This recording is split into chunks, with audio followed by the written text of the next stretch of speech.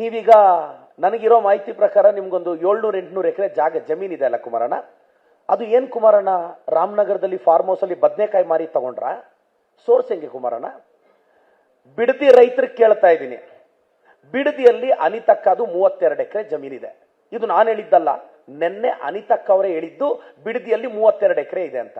ಕುಮಾರಣ್ಣ 32 ಎಕರೆ 1 ಕೋಟಿ ರೂಪಾಯಿ ಅನ್ನೋಣ ಬಿಡದಿ ಹತ್ರ ನೀವು ತಗೊಂಡಾಗ. 32 ಕೋಟಿ ಹೆಂಗ್ ಬಂತು ಕುಮಾರಣ್ಣ? ರಾಮರಾಜ್ ಪಂಚೆ ಮಾರಿದ್ರ ಕುಮಾರಣ್ಣ? ರಾಮರಾಜ್ ಬನೀನ್, Ramraj shirt, Ramraj brand ambassador ಆಗಿದ್ರ ಕುಮಾರಣ್ಣ? ಇಲ್ಲ ನಿಮ್ ಫಾರ್ಮ್ ಹೌಸ್ ಅಲ್ಲಿ ಬದನೆಕಾಯಿ ಬೆಳೆಯುತ್ತಲ್ಲ ಅದಕ್ಕೇನಾದ್ರೂ ರೇಟ್ ಜಾಸ್ತಿ ಬಂದಿತ್ತ ಕುಮಾರಣ್ಣ? ಇಲ್ಲ ನಿಮ್ಮ ಹತ್ರ ಇರೋ ವಾಚ್ಗಳೆಲ್ಲ ಇತ್ತಲ್ಲ, ಸಿಎಂ ಆಗಿದ್ದಾಗ ಒಂದೊಂದು ಫೈಲ್ಗೆ ಸೈನ್ ಹಾಕಕ್ಕೂ ಒಂದೊಂದು ವಾಚ್ ತರಿಸ್ಕೊಂತ ಇದ್ರಲ್ಲ 10 lakhs 15 lakhs, ಅದರಿಂದ ಬಂತ ಕುಮಾರಣ್ಣ? ಅದೇ ಬಳ್ಳಾರಿಯಿಂದ ಕಿಕ್ ಬ್ಯಾಕ್ ಬಂತಲ್ಲ ಕುಮಾರಣ್ಣ, ಆವಾಗ ಟಾಟಾ ಸುಮೋದಲ್ಲಿ, ಅದ್ರಲ್ಲಿ ತಗೊಂಡ್ರ ಕುಮಾರಣ್ಣ? ಡಿನೋಟಿಫಿಕೇಶನ್ ಅಲ್ಲಿ ಹೊಡೆದ್ರಂತಲ್ವಾ, ಅದ್ರಲ್ಲಿ ತಗೊಂಡ್ರ ಕುಮಾರಣ್ಣ? ಕುಮಾರಣ್ಣ ನೀವು ಹೇಳಿದಕ್ಕೆ ನಾನು ಉತ್ತರಿಸ್ತಾ ಇದ್ದೀನಿ. ಇದಕ್ಕೆ ಆನ್ಸರ್ ಮಾಡ್ಬಿಟ್ರೆ ನಾವು ಕುಮಾರಣ್ಣ ಅವ್ರ ಇಂಟಿಗ್ರಿಟಿನ ಪ್ರಶ್ನೆನೇ ಮಾಡಲ್ಲ. ಪ್ರಧಾನಿಗಳೇ ಬಿಡದಿ ಟೌನ್ಶಿಪ್ ನ ಅಪ್ರಿಶಿಯೇಟ್ ಮಾಡಿದ್ರೆ ಇವರೆಲ್ಲ ರಾಜಕೀಯ ಬೇಳೆ ಬಯಸ್ಕೊಂತಾರೆ, ರಾಜಕೀಯ ಬೇಳೆ ಬಯಸ್ಕೊಳಕ್ ಬರ್ತಾರೆ. ನಾನು ರಾಜ್ಯದ ಜನತೆಗೆ ಹೇಳ್ತಾ ಇದ್ದೀನಿ, ನಾನು ಪರಿಶ್ರಮ ನೀಟ್ ಅಕಾಡೆಮಿ ಮುಖ್ಯಸ್ಥ.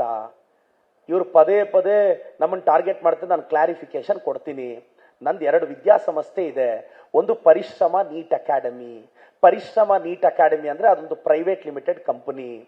ನಾನೊಂದು ಮಗು ಹತ್ರ 3 ಲಕ್ಷ ಫೀಸ್ ತಗೊಂಡ್ರೆ ಅದಕ್ಕೆ 54,000 GST ಕಟ್ತೀನಿ. ಕುಮಾರಣ್ಣನ ಫ್ಯಾಮಿಲಿ ಕಟ್ಟೋ ಇನ್ಕಮ್ ಟ್ಯಾಕ್ಸ್ ಗಿಂತ ನಾನು ಕಟ್ಟಿರೋ GST ಜಾಸ್ತಿ. ರಾಜ್ಯದ ಇನ್ಫಾರ್ಮೇಶನ್ ಕೇಳ್ತಾ ಇದ್ದೀನಿ. ಕುಮಾರಣ್ಣ ನೀವೆಲ್ಲ ಫೈಲ್ ಮಾಡೋ IT-ಗಿಂತ ನನ್ನ GST ಜಾಸ್ತಿ. ಪ್ರೈವೇಟ್ ಲಿಮಿಟೆಡ್ ಅಲ್ಲಿ ನಾನು 3 ಲಕ್ಷ ಫೀಸ್ ತಗೊಂತೀನಿ, ಅದಕ್ಕೆ 54,000 GST ಕಟ್ತೀನಿ. ಅದಾದ್ಮೇಲೆ ಒಂದು ಮಗುಗೆ ಒಂದು 20,000 ರೂಪಾಯಿ ಉಳಿಸ್ತೀನಿ ಅನ್ಕೊಳ್ಳಿ. ಆ 20,000 ರೂಪಾಯಿಗೆ ಮತ್ತೆ 25.1% ಇನ್ಕಮ್ ಟ್ಯಾಕ್ಸ್ ಕಟ್ತೀನಿ. ಅದಾದ್ಮೇಲೆ ಒಂದು ಮಗುಗೆ 10,000 15,000 ಉಳಿದ್ರೆ ಅದು ನನ್ನ ಪ್ರಾಫಿಟ್. ಇದು ಪ್ರೈವೇಟ್ ಲಿಮಿಟೆಡ್, ಇದು ಬೇರೆ. ಅಂದ್ರೆ ನಾನು ತಗೊಳ್ಳೋ 1 ಲಕ್ಷಕ್ಕೆ ಸರಿ ಸುಮಾರು 40,000 ಟ್ಯಾಕ್ಸ್ ಕಟ್ತೀನಿ ಕುಮಾರಣ್ಣ, ಟ್ಯಾಕ್ಸ್ ಕಟ್ತೀನಿ. ಇದು ಪ್ರೈವೇಟ್ ಲಿಮಿಟೆಡ್. ಇನ್ನೊಂದು ಪರಿಶ್ರಮ ಎಜುಕೇಶನ್ ಟ್ರಸ್ಟ್. ಈ ಟ್ರಸ್ಟ್ ಏನು ಅಂದ್ರೆ, ನೀವು ಕರ್ನಾಟಕದಲ್ಲಿ ಕಾನೂನು ಹೆಂಗಿದೆ ಅಂದ್ರೆ, ನೀವು PU ಕಾಲೇಜ್ ಮಾಡಬೇಕು ಅಂದ್ರೆ ನೀವು ಟ್ರಸ್ಟ್ ಅಲ್ಲೇ ಮಾಡಬೇಕು, ಇದು ಕಾನೂನು. ಸೊ ನಾನು ಕೆಲ ವರ್ಷಗಳಿಂದ 5-6 ವರ್ಷದಿಂದ ನಾನೊಂದು ಟ್ರಸ್ಟ್ ಓಪನ್ ಮಾಡ್ತೀನಿ.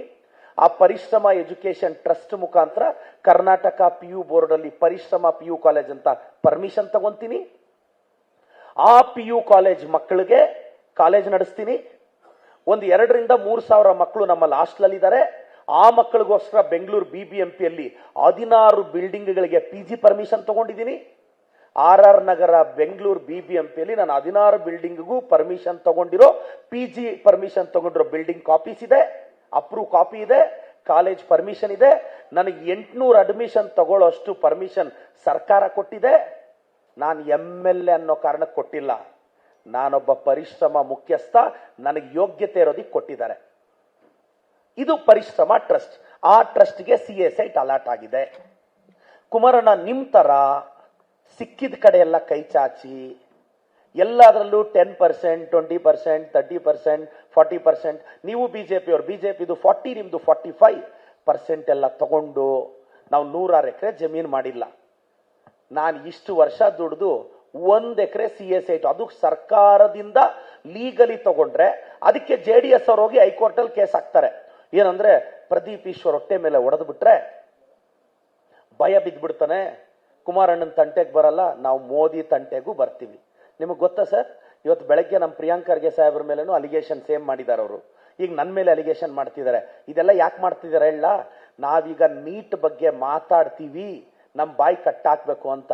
Modi Sahab, we don't stop, आप डर रहे हैं, मुझे पता चल रहा है, you afraid of Gen Z's. NEET ಬಗ್ಗೆ we will raise the question.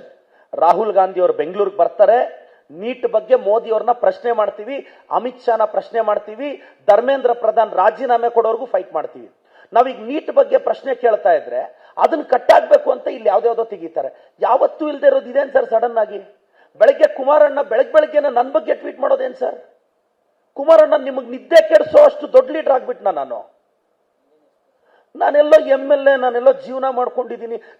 ಒಬ್ಬ ಮಾಜಿ ಮುಖ್ಯಮಂತ್ರಿಗಳು ಪ್ರಧಾನಿಗಳ ಮಗ ನಿದ್ದೆ ಕೆಡಿಸೋಷ್ಟು ಲೀಡರ್ ಆಗಿದ್ದೀನ. ನನಗೆ ಬಹಳ ಗೌರವ ಅನಿಸ್ತಿದೆ ಕುಮಾರಣ್ಣ. ನಾನು ಸ್ವಲ್ಪ ಬೆಳೆದಿದ್ದೀನಿ ಅಂತ ನನಗೆ ಇವಾಗ ಅನಿಸ್ತಿದೆ. ನೀವು ಬೆಳಗ್ಗೆ ಎದ್ದು ನನ್ನ ಬಗ್ಗೆ ಟ್ವೀಟ್ ಮಾಡಿರೋದು ನೋಡಿದ್ರೆ ನಿಮ್ಮ JDS ಪೇಜಲ್ಲಿ.